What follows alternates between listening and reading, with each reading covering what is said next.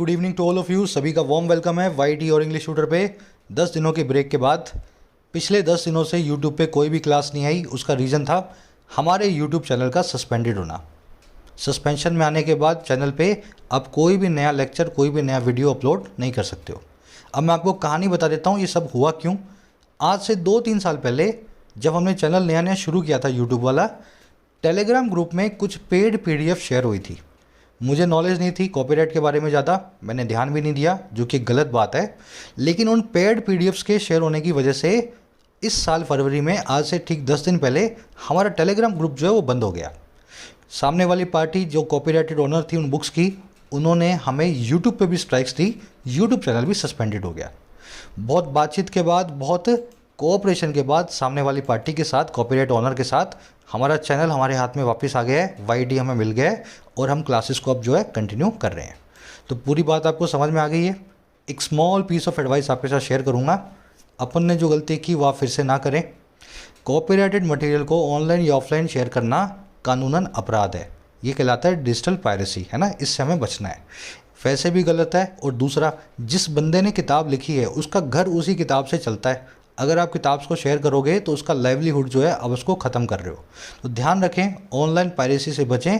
आपका करियर और आपके मॉरल्स दोनों ही करप्ट होते हैं ऑनलाइन पायरेसी की वजह से। चलिए शुरू कर लें। आज सुबह का फर्स्ट आर्टिकल पढ़ेंगे द हिंदू का। क्लासेस को वैसे ही कंटिन्यू करेंगे पहले की तरह।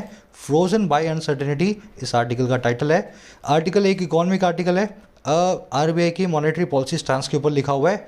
आपका क्विज मैं दिखा देता हूँ। ये आपका क्विज है आज का। 5 क्वेश्चंस पहले ढंग से पढ़ लो, फिर कोशिश करना है 5 आउट ऑफ 5 आपको मार्क्स मिले।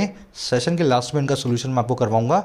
चलिए आइए कुछ नया सीखते हैं।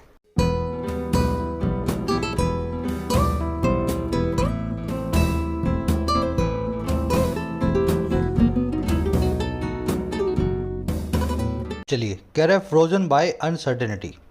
देखिए, अनसर्टेनिटी का मतलब आप जानते हैं अनिश्चितता, अनप्रिडिक्टेबिलिटी, आगे क्या होगा आपको पता ही ना हो। और फ्रोजन का मतलब होता है जमा हुआ, एकदम ठहरा हुआ। कह रहे कोई चीज़ बिल्कुल जम सी गई है, फ्रीज हो गई है, एकदम लकवा मार गई है।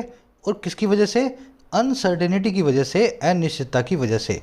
आगे आने वाले टाइम में कुछ समझ में नहीं आ रहा है, कुछ सर्टेनिटी नहीं है, इस वजह से हमारा आरबीआई जो है ना उसको लकवा मार गया है, वो फ्रोजन हो गया है।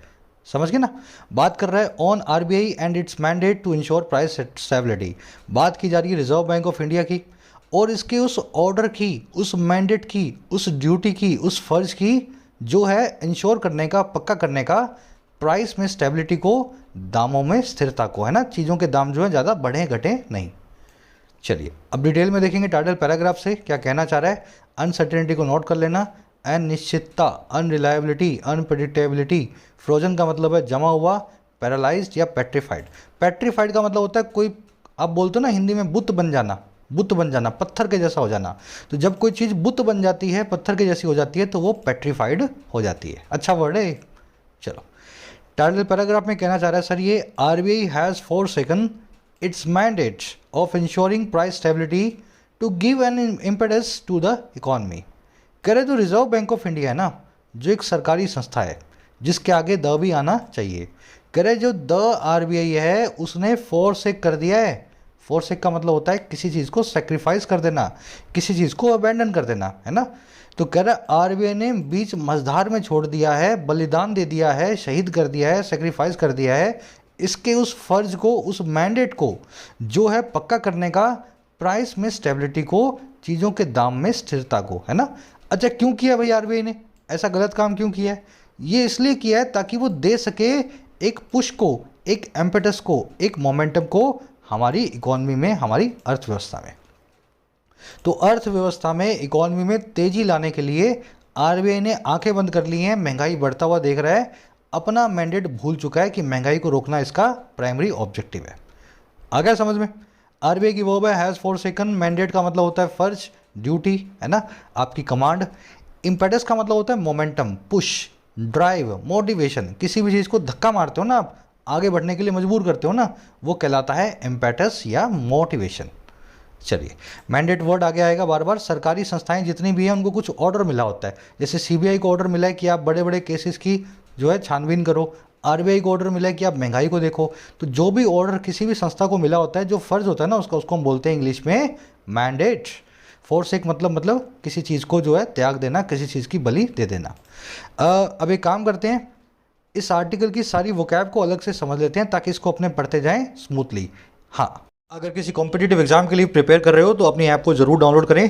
प्ले स्टोर और iOS दोनों पे अवेलेबल है योर इंग्लिश ट्यूटर। ऐप पे मिलेंगे क्वालिटी कोर्सेज अफोर्डेबल प्राइसेस में, जो कि मैं खुद डिज़ाइन करता हूँ। बैंकिंग का कॉम्बो अवेलेबल है 475 में। 1 साल की वैलिडिटी है, प्री और मेंस दोनों की तैयारी आपको करवाई जाती है। उसी तरीके से आपको मिलेगा बेसिक से एडवांस इंग्लिश राइटिंग स्किल्स का कोर्स, जिसमें आपको हर एक एग्जाम के लिए बिल्कुल बेसिक से मैं लिखना सिखाता हूँ। कोई भी एग्जाम हो, कोई भी टॉपिक हो, ऐसे समरी, रिपोर्ट, प्रेसी, है ना, हर चीज़ इसमें कवर्ड है। इस कोर्स की कीमत है 850 रुपीज़ 1 साल की वैलिडिटी के साथ। इस कोड को अगर आप लगाते हैं तो 525 रुपये में ये कोड आपको मिल जाता है। जरूर से कोर्स को लगा लिया करो, बेनिफिट ले लिया करो। कोई भी क्वेरी हो रिलेटिंग टू ऐप, इस नंबर पर आप मुझे व्हाट्सअप कर सकते हैं, मेरी टीम आपको रिप्लाई कर देगी। चलिए, ये अपनी वोकैब शीट है, सारे वर्ड्स आपको इसी शीट में मिलेंगे। इस शीट को आप इसी वीडियो के नीचे फर्स्ट कमेंट से डाउनलोड कर सकते हो, या फिर हमारा टेलीग्राम ग्रुप है, इस ग्रुप को सर्च करें टेलीग्राम में, यहाँ से भी आपको मिल जाएगी। चलिए, आज के वर्ड्स हैं बुलवर्क, कॉर्नरस्टोन, ट्रैक्शन, प्रोग्नोसिस, इंश्राउड या श्राउड, लास्ट में डाउन प्ले। सारे ही पुराने वर्ड्स हैं, नया वर्ड हमने कोई भी ऐड नहीं किया है। सबसे पहला वर्ड बुलवर्क। बुलवर्क का मतलब होता है आपका सबसे बड़ा डिपेंडेबल सपोर्ट। जैसे किसी चीज़ के बाहर की जो है डिफेंसिव बाउंड्री होती है ना, सहारा होता है ना, उसको बोलते हैं बुलवर्क। जैसे आपका घर है, उसके चारों तरफ एक बाउंड्री है, तो बाउंड्री आपके घर का सबसे बड़ा सहारा है, सपोर्ट है ना। तो बाउंड्री या सपोर्ट दोनों को ही बुलवर्क नाम के वर्ड से डिनोट किया जाता है। Law is the bulwark of society. कानून जो है समाज का सहारा है, बुलवर्क है।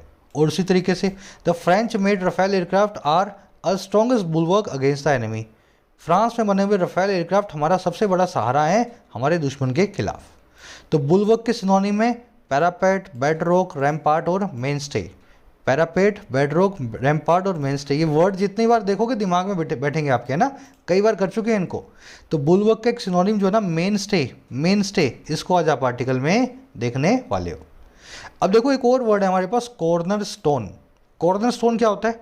आपका घर है तो 4 दीवारों पर टिका हुआ है, तो चारों दीवारों के जो कोने हैं ना, उनके नीचे जो पत्थर रखा है वो सबसे मजबूत पत्थर है, नींव के अंदर रखा हुआ पत्थर, वो कहलाता है कॉर्नर स्टोन। कॉर्नर स्टोन का मतलब होता है किसी भी चीज़ की नींव जिसके ऊपर कोई पूरी चीज़ टिकी होती है। Hard work is the corner stone of success. मेहनत ही सक्सेस का नींव है, फाउंडेशन है, जो है कॉर्नर स्टोन है। तो कॉर्नर स्टोन भी मेन स्टे का एक सिनोनिम है। तो ये मेन स्टे वर्ड जो आप ऊपर देख रहे हो, सहारा, वो एक फाउंडेशन की बात भी करता है। दोनों ही जगह इस वर्ड को आप देखोगे आज आर्टिकल में। चलिए, एक और वर्ड है हमारे पास, ट्रैक्शन। ट्रैक्शन का मतलब होता है support. The idea of population control is still not gaining traction in the rural India. जो पॉपुलेशन कंट्रोल का आइडिया है, जनसंख्या नियंत्रण का जो विचार है, वो अभी भी सपोर्ट को गेन नहीं कर रहा है रूरल इंडिया में। गाँवों में आज भी 2 बच्चों वाली जो बातें हैं वो लोगों को जमती नहीं है, उनको 3 या 4 बच्चे जो हैं ज़्यादा सूटेबल लगते हैं, है ना, कहने का मतलब ये। तो गेन ट्रैक्शन, ये एक फ्रेज होता है इंग्लिश में, किसी चीज़ का सपोर्ट को गेन करना, किसी चीज़ का लोगों का अप्रूवल मिलना, है ना। तो गेन ट्रैक्शन नाम के इस फ्रेज को आप आज आर्टिकल में देखने वाले हैं। जब भी किसी चीज़ को अप्रूवल मिलने लगती है, उसको स्ट्रेंथ मिलने लगती है, तो वो चीज़ गेन ट्रैक्शन करने लगती है। प्रोग्नोसिस, ये वर्ड बना है प्री प्लस में डायग्नोसिस से। डायग्नोसिस का मतलब होता है जाँच, है ना, और प्री मतलब पहले से। अगर आपको कोई बीमारी है, उसके बाद आप डायग्नोसिस करवा रहे हो, तब तो आप जांच करवा रहे हो। लेकिन प्रोग्नोसिस में क्या करते हो, बीमारी होने से पहले ही आप डॉक्टर के पास चले जाते हो कि ज़रा मुझे चेक करके बताओ कहीं मुझे बीमारी हो तो नहीं गई है या होने तो नहीं वाली है। आ रहा है समझ में? प्रोग्नोसिस का दूसरी आसान भाषा में मतलब होता है किसी चीज़ का एडवांस एस्टिमेशन या किसी चीज़ का प्रिडिक्शन या प्रोजेक्शन। जो काम अभी हुआ ही नहीं है, उस काम को आप पहले से ही अवेलेबल डेटा के आधार पर प्रिडिक्ट करने की कोशिश कर रहे हो, इस काम को कहते हैं प्रोग्नोसिस। अब देखो, प्रोग्नोसिस जो बना है वो बना है प्रोग्नोस्टिकेट नाम की वर्ब से, और प्रोग्नोसिस का एक और सिनोनिम होता है प्रोग्नोस्टिकेशन, ठीक है ना। प्रोग्नोस्टिकेट नाम की वर्ब से प्रोग्नोसिस और प्रोग्नोस्टिकेशन दोनों एक ही वर्ड है, एक ही मीनिंग है इनका, नाउन फॉर्म में ये दोनों वर्ड बनते हैं। इसको आज आप आर्टिकल में देखेंगे। द लॉन्ग टर्म प्रोग्नोसिस या the long term प्रोग्नोस्टिकेशन for the economy is rather bleak. जो लंबे टर्म का प्रोग्नोसिस है, प्रोग्नोस्टिकेशन है, एस्टिमेशन है हमारी अर्थव्यवस्था का, वो थोड़ा सा ब्लीक है। ब्लीक का मतलब होता है डिसअपॉइंटिंग। ठीक है, यहाँ लिख देता हूँ आसान भाषा में, डिसअपॉइंटिंग। ये वर्ड आएगा आज आर्टिकल में। फिर एक वर्ड है हमारे पास श्राउड या इनश्राउड, दोनों एक ही बात करते हैं। श्राउड का मतलब होता है कफन। कफन तो समझते हो ना, जिसमें मुर्दे को लपेटते हैं, वो श्राउड होता है, एक बड़ा सा कपड़ा या बॉडी बैग या कफन। अगर कोई चीज़ किसी को इनश्राउड कर रही है या श्राउड कर रही है तो वो उसको कवर कर रही है, जिस तरीके से कफन एक बॉडी को कवर करता है। आ गया समझ में? किसी चीज़ को कवर करना, हाइड करना, कंसील करना कहलाता है श्राउड या एनश्राउड करना। हिज बैकग्राउंड इज एनश्राउडेड या श्राउडेड इन मिस्ट्री। उसका पूरा जो बैकग्राउंड है मिस्ट्री में सना हुआ है, कुछ नहीं पता उसके बारे में, कहाँ से वो आया है, क्या करता था, हर चीज़ एक मिस्ट्री है, मतलब कवर्ड विद मिस्ट्री है, एनश्राउडेड इन मिस्ट्री है ना। तो ये एक वर्ड आप आज आर्टिकल में देखोगे, श्राउड से एनश्राउड। लास्ट हमारे पास वर्ड है डाउन प्ले। डाउन प्लस में प्ले से बना है। किसी चीज़ को प्ले डाउन करना ही कहलाता है डाउन प्ले करना। किसी चीज़ को लेस सीरियस दिखाना जितना वो एक्चुअल में हो उससे भी। सामने आग लगी है, आप कह रहे हो अरे अरे कुछ नहीं है, कुछ नहीं है, तो समझ रहे हो मेरी बात को? अगर आपको लगे कि किसी चीज़ में आपका नुकसान है तो आप उसको हल्का दिखाने की कोशिश करते हो ना, तो वही काम कहलाता है डाउन प्ले करना। The minister tried to downplay his alleged role in the scandal. Minister साहब ने हल्का बताने की कोशिश की उसके कथित तौल को, तो जो कथित रोल को, भूमिका को स्कैंडल के अंदर। उनका ये कहना था कि मेरा ज़्यादा रोल नहीं है ना, अपने रोल को डाउन प्ले या प्ले डाउन कर रहे थे। तो डाउन प्ले नाम के वर्ड को आज आप आर्टिकल में देखेंगे। इस वर्ब को, इसका एक सिनोनिम होता है मेक लाइट ऑफ समथिंग। ये एक ईडियम है, मेक लाइट ऑफ समथिंग, किसी चीज़ को हल्का बताना। To make light of something, downplay या प्ले डाउन एक ही बात है। डिटेल में कर लिए आपने वर्ड्स, साथ साथ में करते जाओगे तो ये 700-800 वर्ड्स हैं, एसएससी बैंक्स के लिए काफ़ी हैं, है ना। ये शीट आपको टेलीग्राम पे भी मिल जाएगी और ये शीट इस वीडियो के डिस्क्रिप्शन में कमेंट सेक्शन में भी रखी है। चलो अब आर्टिकल की समरी आपको दे दे। देखो समरी बड़ी आसान है। आरबीआई का सबसे पहला काम होता है दामों में स्थिरता को लाना, मॉनेटरी पॉलिसी के जरिए महंगाई को कंट्रोल करना। लेकिन महंगाई को कंट्रोल करना एक डबल एजेड स्वॉर्ड है, एक दो धारी तलवार है। जैसे ही आप महंगाई को कंट्रोल करेंगे ना, देश का विकास कम हो जाएगा। तो क्या करना चाहिए? आरबीआई को दोनों चीज़ों के बीच में बैलेंस करना चाहिए, डेवलपमेंट और महंगाई के। लेकिन कोरोना को देखते हुए आरबीआई ने फिर एक बार अपनी मॉनेटरी पॉलिसी कमेटी में ये डिसाइड किया कि महंगाई के अंदर आरबीआई इंटरवीन नहीं करेगा, बढ़ती है तो बढ़ जाए। अच्छा क्यों नहीं करेगा? ताकि इकोनॉमी जो कोरोना की मार को झेल रही है उसको थोड़ा सा भी नुकसान ना हो, वो जितना तेज़ी से बढ़ सके आगे बढ़ती जाए। तो हमारा आर्टिकल यही कह रहा है कि आरबीआई को बैलेंस करना चाहिए था। अगर महंगाई बढ़ रही है तो ये भी लॉन्ग टर्म में इकोनॉमी को नुकसान ही देने वाली है। तो आज की टोन क्या है हमारे आर्टिकल की? एनालिटिकल, एनालाइज कर रहा है कि आरबीआई कौन सा काम सही और कौन सा काम गलत कर रहा है ना। अब डिटेल में आर्टिकल पढ़ोगे तब आपको समझ में आएगा। चलिए आ जाइए। कह रहा है the monetary policy committee's decision to leave interest rates unchanged and retain its accommodative policy stance albeit with one member dissenting over the stance shows a central bank frozen into inaction by the Knightian or unquantifiable certainty surrounding the pandemic hit economy। सबसे पहले दुर्दशा बता रहा है, plight बता रहा है RBI की हालत कितनी बुरी हो गई है। कह रहा है जो मॉनेटरी पॉलिसी कमीशन का जो डिसीजन है ना, ये मॉनेटरी पॉलिसी कमेटी क्या होती है? आरबीआई की कमेटी है जो हर 2 महीने 3 महीने से बैठती है और मॉनेटरी पॉलिसी को डिसाइड करती है, इंटरेस्ट रेट्स को। कह रहा आरबीआई की जो कमेटी है ना मॉनेटरी पॉलिसी, इसका जो डिसीजन है, अच्छा कौन सा डिसीजन है भाई? लीव कर देने का, छोड़ देने का। अच्छा किसको छोड़ देने का? इंटरेस्ट रेट्स को। अच्छा कैसा छोड़ देना है? बिना बदले, अनचेंज्ड। अगर समझ में, मॉनेटरी पॉलिसी का जो डिसीजन है इंटरेस्ट रेट्स को अनचेंज्ड ही लीव कर देने का, जैसी है तैसी की जैसी बनाए रखने का। और दूसरा जो डिसीजन है रिटेन करने का, बनाए रखने का, इसके अकोमोडेटिव पॉलिसी स्टांस को, इसके ऐसे पॉलिसी की पोजीशन को जो अकोमोडेटिव है, जो एडजस्टमेंट वाली है, जो कॉम्प्रोमाइजिंग है, जो इन्फ्लेशन के सामने आंखें मूंद करके बैठी है। कह रहा है ये जो डिसीजन है ना, कह रहा है हालांकि ऑलबीट या ऑल दो या दो, इसके एक मेंबर के, इस कमिटी के एक मेंबर के डिसेंट करने के साथ ही, डिसेंट का मतलब होता है डिसएग्री करना, और किसके ऊपर? इस पूरे स्टांस के ऊपर, इस पूरी पोजीशन के ऊपर। कह रहा है एक मेंबर के डिसेंट करने के साथ ही, कह रहा है ये जो डिसीजन है ना इस टाइप का, इस पूरे टाइप का, कह रहा है ये दिखाता है, और क्या दिखाता है? ये दिखाता है एक सेंट्रल बैंक जिसको लकवा मार गया है, जो फ्रोजन इनटू इनएक्शन है। फ्रोजन इनटू इनएक्शन मतलब एक्शन कर ही नहीं पा रहा, लकवा मार गया है, बिल्कुल जम गया है। और किस वजह से? ये है बाय लगा के बता रहा है, नाइटियन या क्वांटिफाइबल्स अनसर्टेनिटी की वजह से। नाइटियन या क्वांटिफाइबल अनसर्टेनिटी वो होती है जिसके बारे में आपके पास कोई डेटा ही ना हो, आप समझ ही नहीं पाए आगे होगा क्या। तो कह रहा है ऐसी अनसर्टेनिटी की वजह से एक ऐसा बैंक हमारा लकवा खा गया है जो अनक्वांटिफाइबल है, जिसके बारे में कोई आइडिया लगाया नहीं जा सकता। और ये अनसर्टेनिटी कहाँ है? ये सराउंड किए हुए, ये चारों तरफ श्राउड किए हुए, सर्कल किए हुए, कवर किए हुए पैंडेमिक की मार खाई, पैंडेमिक हिट इकोनॉमी को। थोड़ा ट्विस्टेड लिखा हुआ सेंटेंस है, लेकिन वर्ड फॉर वर्ड पूरे सेंटेंस को हमने देखा। अब पूरा मैं फ्लो में आपको समझा देता हूँ।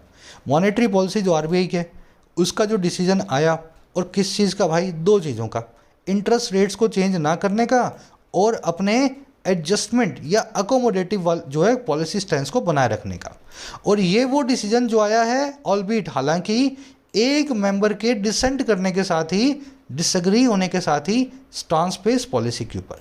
कह रहे ये जो डिसीजन है ना इस टाइप का, ये दिखाता है एक सेंट्रल बैंक आरबीआई जो लकवा खाया गया है, फ्रोजन इनटू इनएक्शन है। और हुआ है वो इस वजह से जो है नाइटियन या अनक्वांटिफाइबल अनसर्टेनिटी, ऐसी अनिश्चितता जिसको आरबीआई जिसका अंदाज़ा लगा ही नहीं पा रहा है। और ये सारी अनसर्टेनिटी है चारों तरफ सराउंड किए हुए हमारी इकॉनमी को, जो पैंडेमिक की महामारी की मार खाई हुई है। सब्जेक्ट आपका डिसीजन, वर्ब आपकी shows, singular subject singular verb. Unchanged मतलब बिल्कुल भी बदला हुआ नहीं। रिटेन का मतलब है बनाए रखना। स्टांस का मतलब होता है पोजीशन। अकोमोडेटिव मतलब जिसमें अकोमोडेशन हो, एडजस्टमेंट भरा है ना, कॉम्प्रोमाइजिंग होता है अकोमोडेटिव। डिसेंटिंग का मतलब होता है डिफर करना, डिसएग्री करना, किसी चीज़ में अपनी नाराज़गी बताना है ना, डिसेंट करना। यहाँ पे एडजेक्टिव है डिसेंटिंग वन मेंबर के लिए। अच्छा, ये नाइटियन और क्वांटिफाइबल अनसर्टेनिटी ये एक इकोनॉमिक कॉन्सेप्ट है, मैंने भी अभी गूगल पे ही पढ़ा है ये। इसका मतलब ये होता है ऐसी अनसर्टेनिटी जिसके बारे में अर्थशास्त्री कोई अंदाज़ा लगा ही ना पाए कि वो क्या करेगी और कैसे करेगी, है ना। नाइटियन या अनक्वांटिफाइबल सर्टेनिटी। सराउंड करना, किसी चीज़ को घेर लेना, सर्कल करना, कवर करना, इंश्राउड करना, एक ही बात है। चलिए आगे बढ़ते हैं। वो क्या बहुत रिच है आज। कह रहा है in sticking with the status quo the RBI policy makers have underscored that they find themselves trapped into a no man's land.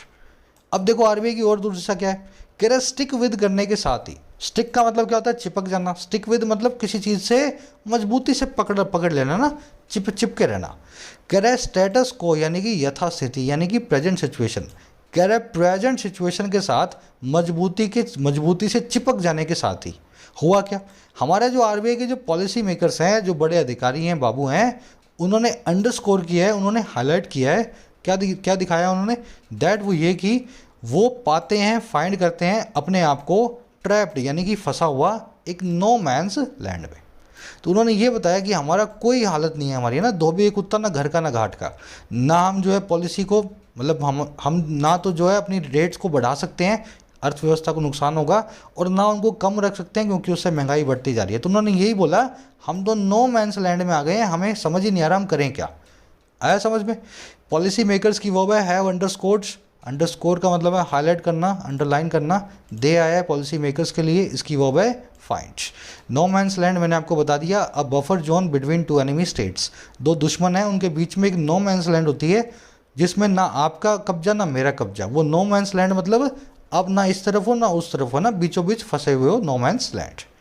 चलिए कह रहा on the one hand both global and domestic economy have suffered a loss of momentum in the wake of the Omicron wave, and prognosticating prospects for the recovery has become even more risky in the face of the uncertainty surrounding the pandemic. अब ये no man's land क्यों है RBI के लिए? RBI किस मझधार में फंसा है वो ये आपको बताएगा अगले सेंटेंस में। कह रहे एक तरफ तो ऑन द वन हैंड हुआ क्या, दुनिया भर की इकॉनमी जो ग्लोबल इकॉनमी है और साथ में डोमेस्टिक इकॉनमी जो इंडियन इकॉनमी है, कह रहे दोनों ही दुनिया भर की और भारतीय इकॉनमी दोनों ने ही सहा है, सफ़र किया है एक लॉस को, नुकसान को, जो आया है इनकी रफ्तार में, मोमेंटम में, स्पीड में। और क्यों आया है? इन द वेक ऑफ यानी कि बाद में या पीछे पीछे, इन द वेक ऑफ या इन द आफ्टर मार्थ, पीछे पीछे ओमिक्रॉन वेव के।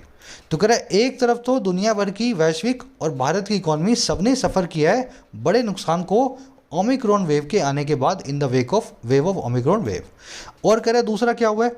प्रोग्नोस्टिकेट करने का जो काम है, अब देखो प्रोग्नोसिस प्रोग्नोस्टिकेट बताया ना मैंने आपको, किसी चीज़ का आगे का बताना, किसी चीज़ की फोरकास्ट करना कह रहा है। और दूसरा जो फोरकास्ट करने का जो काम है ना, और किसको, प्रोस्पेक्ट्स को, संभावनाओं को, और किसकी, रिकवरी की, कह रहा है ये काम ही अपने आप में बन चुका है और ज़्यादा रिस्की। और क्यों?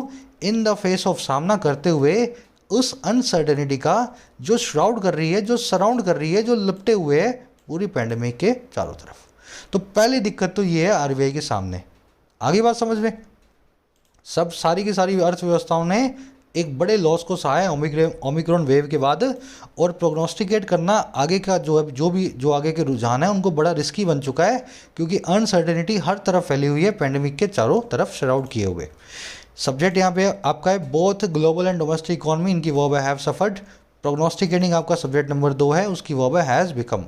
वर्ब की आईएनजी फॉर्म जब सब्जेक्ट बन जाए तो क्या कहलाती है? जीरंड कहलाती है। और जीरंड क्या लेता है? सर हमेशा सिंगुलर वर्ब लेता है। तो वर्ब की आईएनजी फॉर्म सब्जेक्ट, तो वर्ब हैज़ लगी है, हमेशा ही अपने आप आपको समझ में आ जाना चाहिए, है ना। इन द फेस ऑफ का मतलब है सामना करते हुए, इन द वेक ऑफ या in the after math of का मतलब है किसी घटनाक्रम के बाद। श्राउड करना, सराउंड करना, किसी चीज़ के चारों तरफ जो है लिपटे रहना। श्राउड बताया ना मैंने आपको, कफन है ना, श्राउडिंग मतलब लिपटा हुआ। चलिए आगे बढ़े। मोमेंटम मतलब रफ्तार। कह रहा है in India private consumption which is the main stay of domestic demand shows little science of regaining traction. कह रहा है भारतवर्ष में, इंडिया में जो प्राइवेट कंजम्पशन है, जो कि मेन स्टे है, जो कि बेडरॉक है, जो कि सपोर्ट है, रैम्पार्ट है, कॉर्नरस्टोन है, कह रहा है ये प्राइवेट कंजम्पशन जो सबसे बड़ा सहारा है हमारी डोमेस्टिक डिमांड का, ये दिखाता है ना के बराबर लिटिल साइंस को फिर से गेन करने की, ट्रैक्शन को फिर से, सपोर्ट को गेन करने की। आया समझ में? भारतीय इकॉनमी चलती है आपके और मेरे पैसे से, सरकार ज़्यादा खर्चा नहीं कर पाती, प्राइवेट कंजम्पशन से ही हमारी जो है पूरी इकॉनमी चलती है। तो कह रहे हैं ये प्राइवेट कंजम्पशन जो कि इकॉनमी का आधार है, इसमें ना के बराबर साइन दिख रहे हैं कि ये फिर से पिकअप कर रहा हो पेस को, है ना।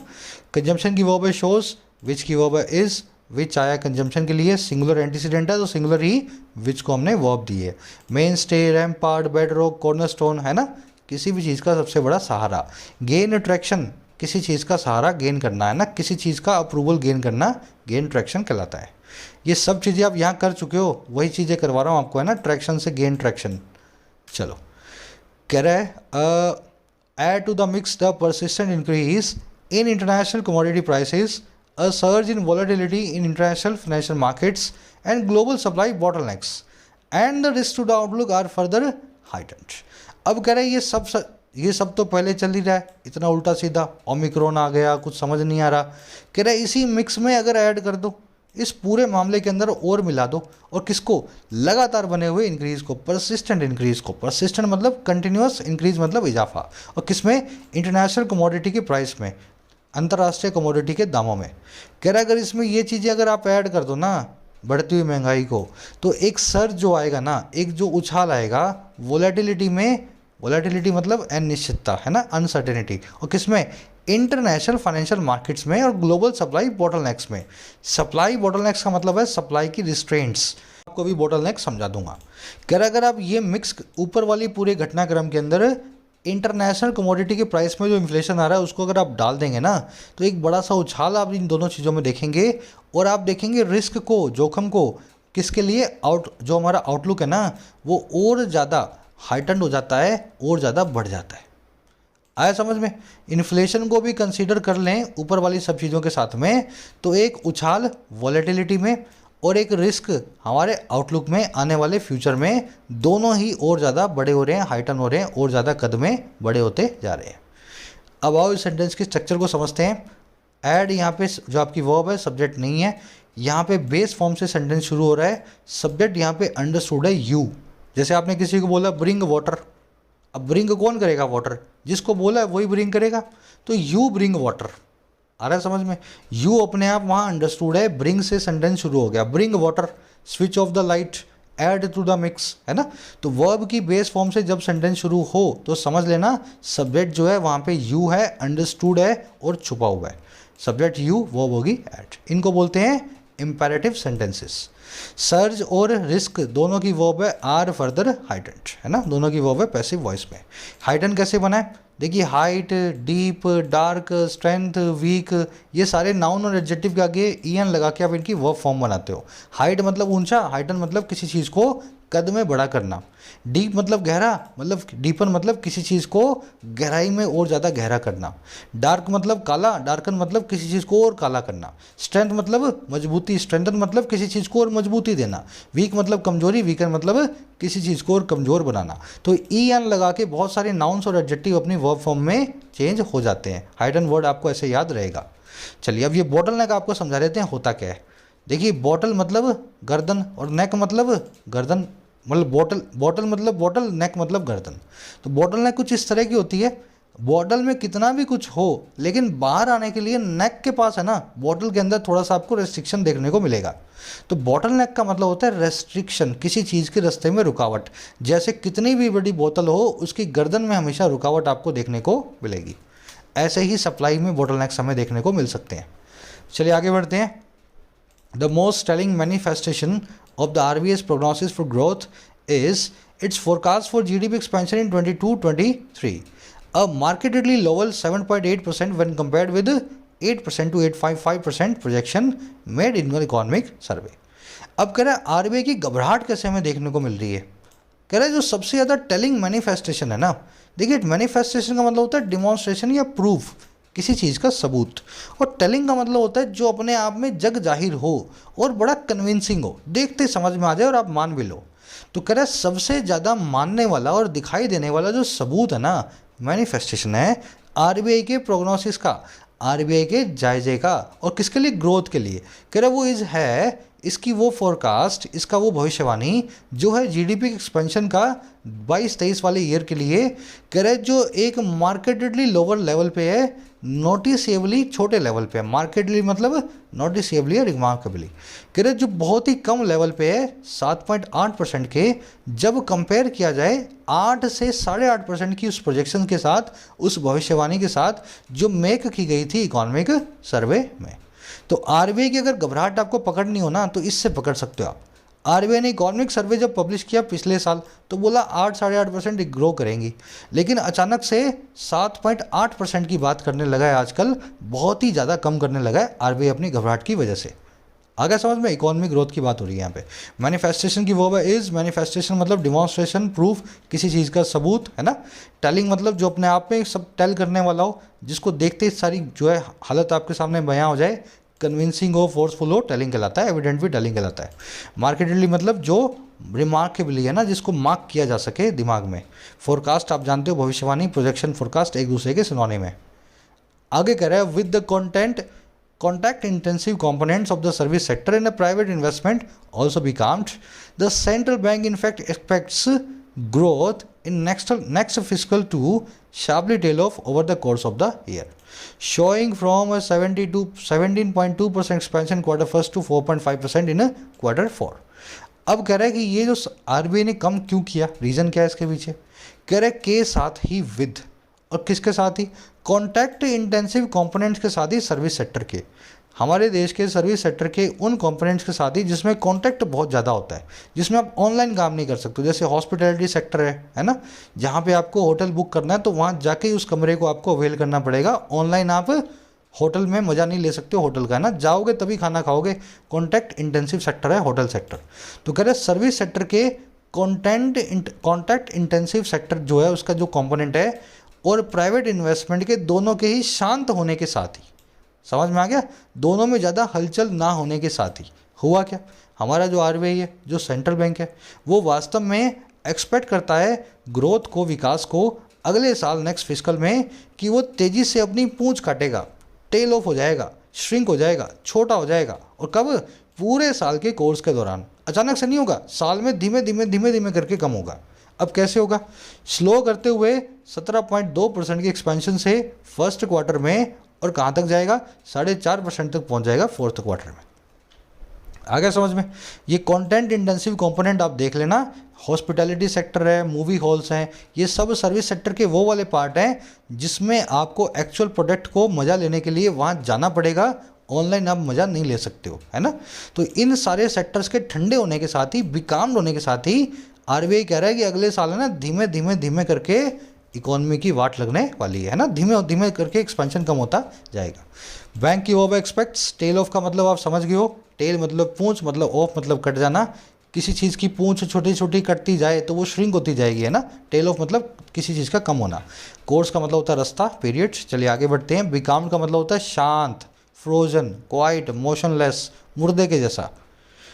चलिए नेक्स्ट पैराग्राफ में बताएगा। अब देखो इसने पहली दिक्कत बताई है इसने, कौन सी वाली, ये बताया था यहाँ पे ऑन द वन हैंड।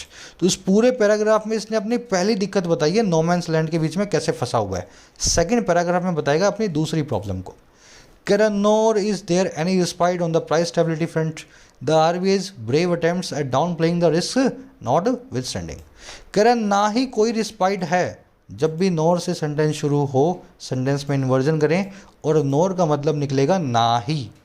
ना ही कोई रिस्पाइट है, ना ही कोई राहत है। रिस्पाइट का मतलब छोटी सी राहत। और किस पे, दामों के स्थिरता के मोर्चे पे, प्राइस स्टेबिलिटी फ्रंट पे, इन्फ्लेशन में कमी के मोर्चे पे। कह रहा है इस पे, और हुआ क्या, कह रहा है आरबीआई के ब्रेव अटेम्प्ट्स, आरबीआई की बहादुरी भरी कोशिशें हैं, और किस पे, डाउन प्ले करने के लिए, हल्का बताने के लिए सारे के सारे रिस्क को, जोखिम को, महंगाई के, कह रहे नॉट विद स्टैंडिंग यानी कि बावजूद। तो कह रहे कोई भी, आरबीआई ने बड़ी कोशिश कर ली कि महंगाई को हल्का हल्का बताए, है ना, सबको बोले कि महंगाई तो कोई बड़ी बात नहीं है। कह रहे इतने बड़े अटेम्प्ट्स के बावजूद महंगाई के फ्रंट पे कोई भी रिस्पाइट, कोई भी राहत देश को देखने को नहीं मिल रही है, ना ही। आगे समझ में, रिस्पाइट की वो इस, रिस्पाइट का मतलब होता है स्मॉल रिलीफ, रिप्रीव, है ना, ब्रीदिंग स्पेस, थोड़ा सा आपको जो किसी चीज़ का जो आपको कंफर्ट मिले, रिस्पाइट कहलाता है।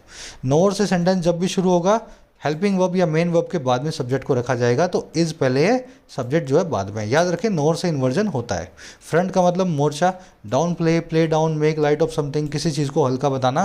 नॉट विद स्टैंडिंग, डिस्पाइट और इंस्पाइट एक ही बात है। डिस्पाइट के साथ में ऑफ नहीं आता, इंस्पाइट के साथ में हमेशा ऑफ आएगा, नॉट विद स्टैंडिंग के साथ में भी ऑफ नहीं आता।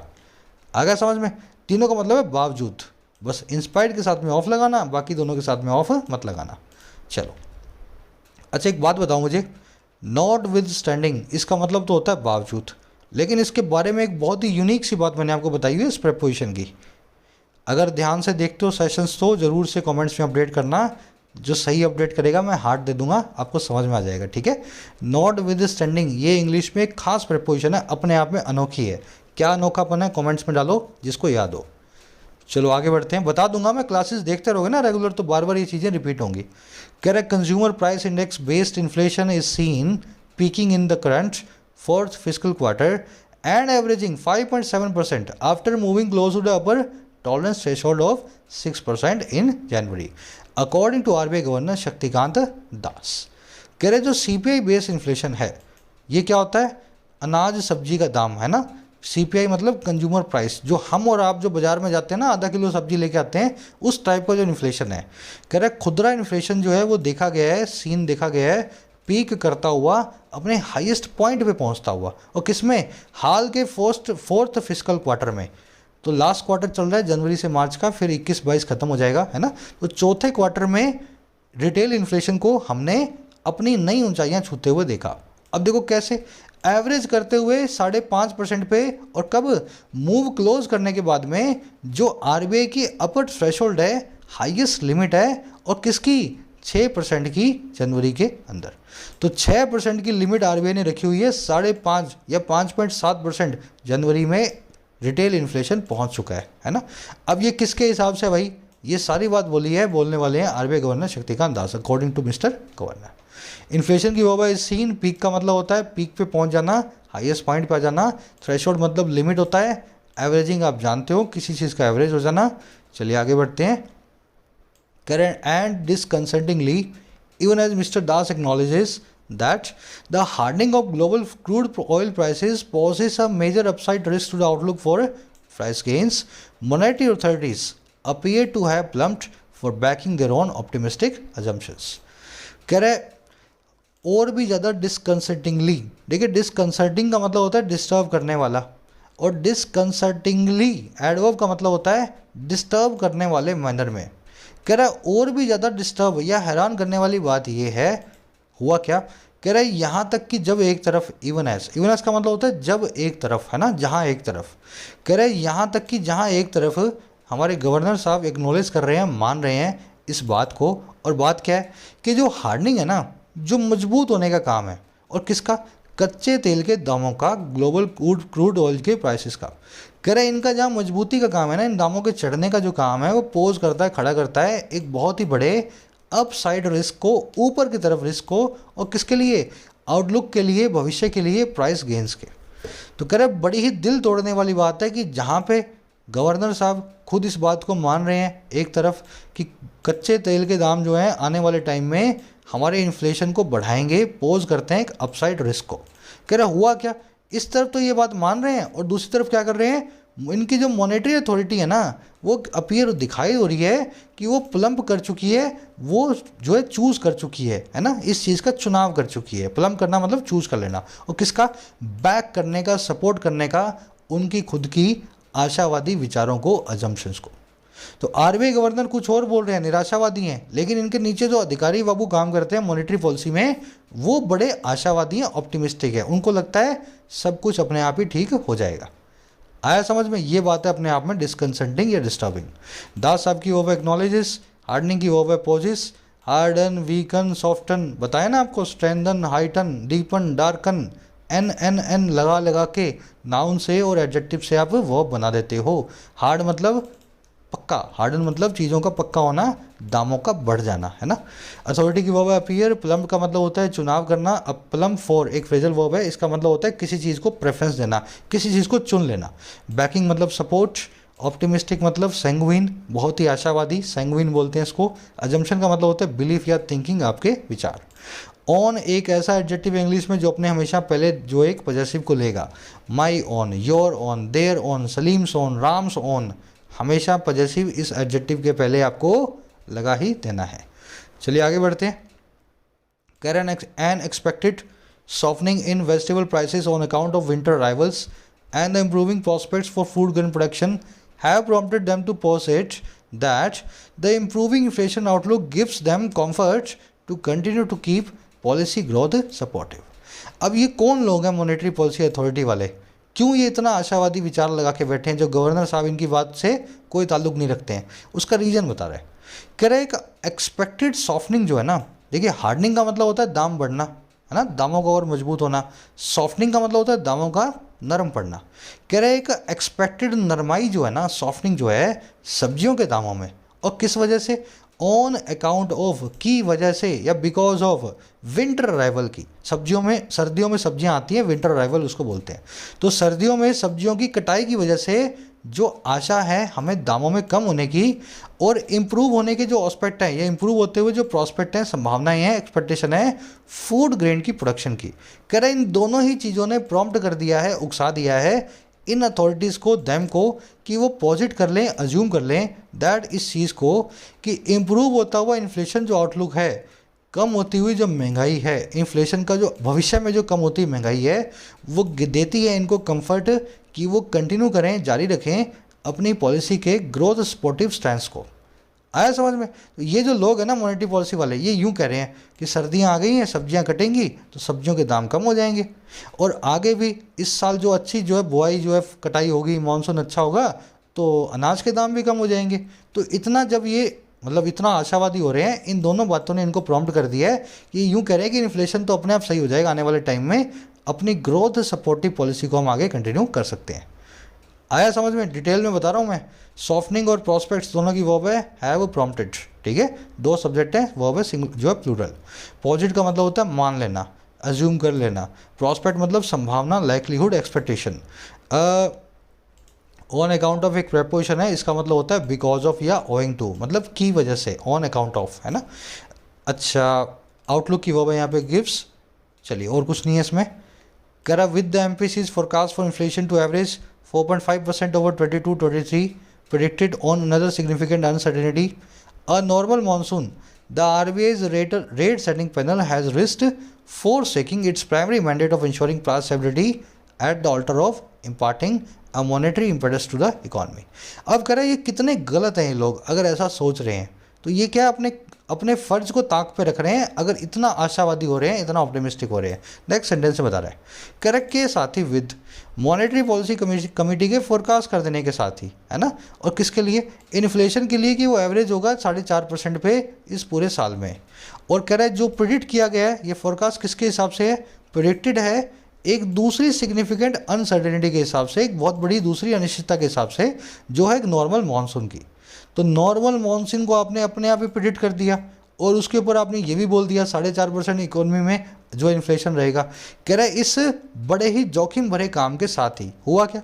ये जो आरबीआई के रेट सेटिंग पैनल है ना, जो मॉनेटरी पॉलिसी कमेटी है, उसने रिस्क कर दिया है, उसने जोखिम उठा लिया है, आहुति देने का, बलिदान देने का, अबेंडन करने का, फोर्सेक करने का, इसके प्राइमरी मैंडेट को, इसके सबसे बड़े फ़र्ज को, जो है इंश्योर करने का प्राइस स्टेबिलिटी को, जो है पक्का करने का दामों में स्थिरता को। और आहुति कहाँ दी है? फोर्सेक कहाँ किया है? वो ऑल्टर पे, वेदी पे, और किस पे? वेदी है इम्पार्ट करने की, दे देने की, मॉनेटरी इम्पेटस को, मॉनेटरी ड्राइव को, मॉनेटरी पुश को, हमारी इकोनॉमी को, हमारी अर्थव्यवस्था को।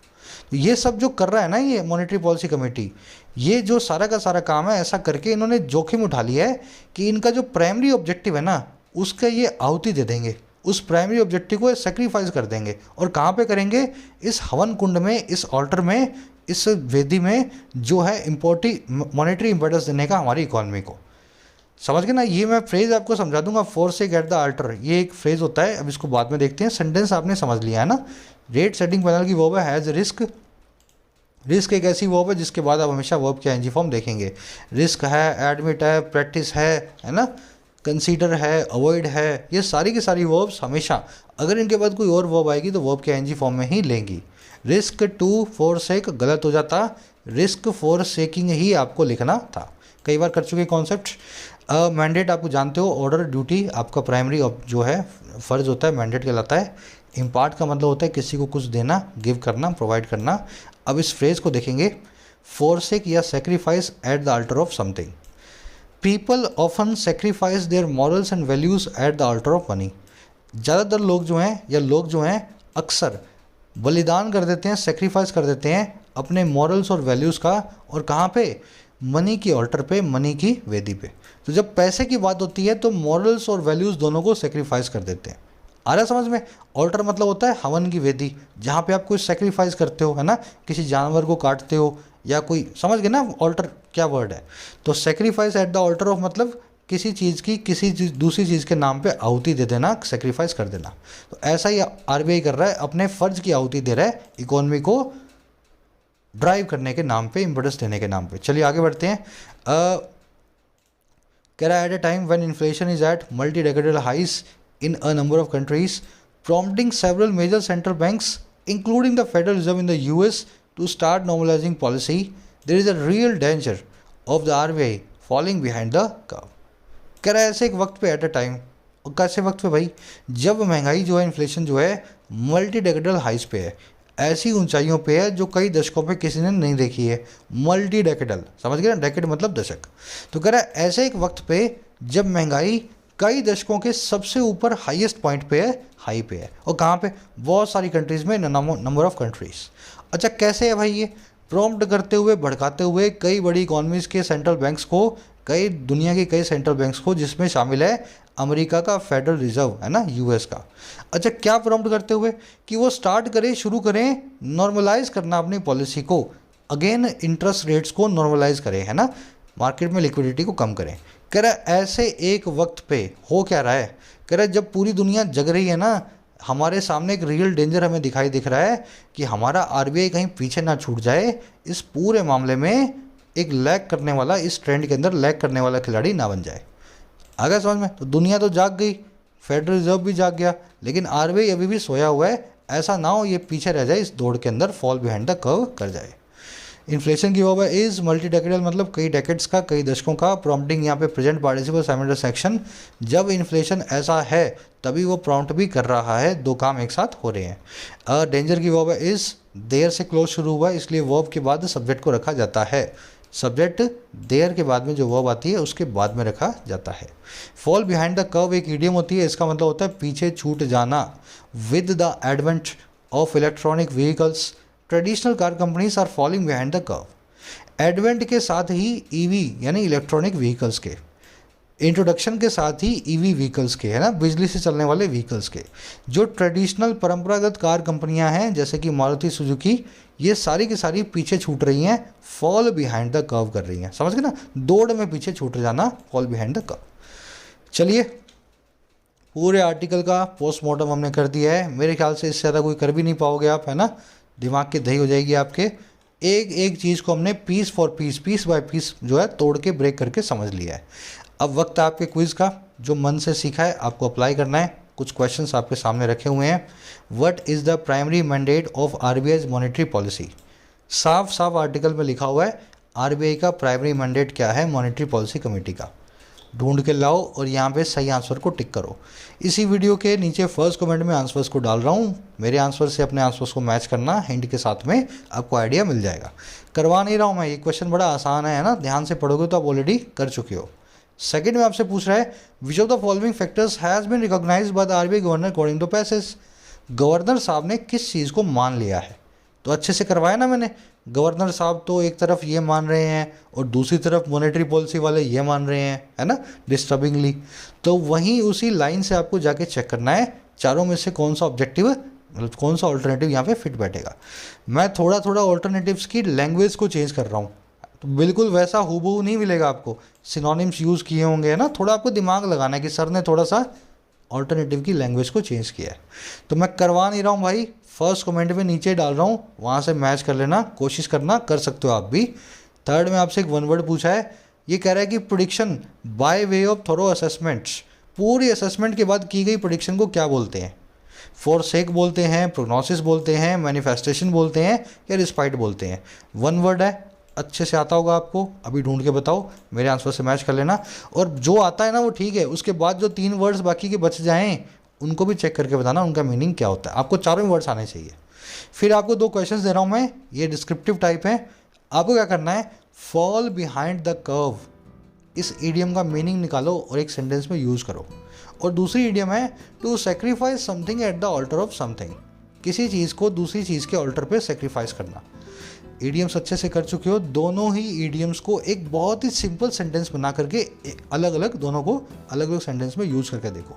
मैं अपने आंसर्स डालूंगा कुछ सेंटेंस बना के, मेरे आंसर से अपना वाला मैच करोगे तो आपको आइडिया लग जाएगा, है ना। कोशिश करेंगे सभी के सभी। बहुत अच्छा क्विज है अपना आज का। मुलाकात होगी कल के पार्ट में। कोई भी क्वेरी हो रिलेटेड कोर्सेज, ये नंबर है, इस पर व्हाट्सअप कर सकते हैं। एसएससी का कॉम्बो मैं लाने की कोशिश कर रहा हूँ, अभी चैनल का काम सुलझाए, एसएससी का कॉम्बो 1-2 दिनों में लॉन्च करेंगे। चलिए, until then, signing out.